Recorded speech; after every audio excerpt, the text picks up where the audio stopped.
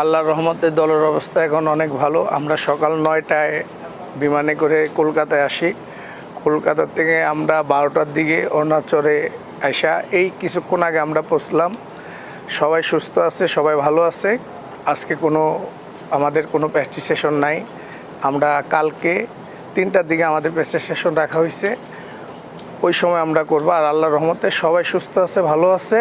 সবাই আমাদের জন্য দোয়া করবেন যে আমরা একটা ভালো রেজাল্ট নিয়ে বাংলাদেশে আসতে পারি।